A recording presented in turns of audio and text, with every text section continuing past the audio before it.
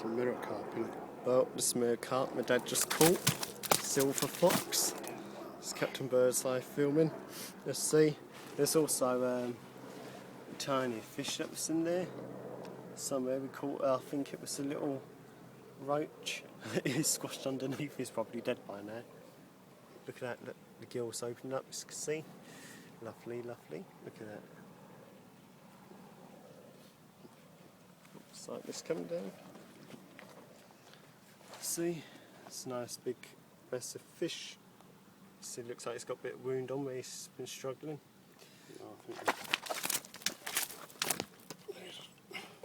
well, that little one's still alive by the looks. See, that is about £16, I'd say, at a glance. Alright.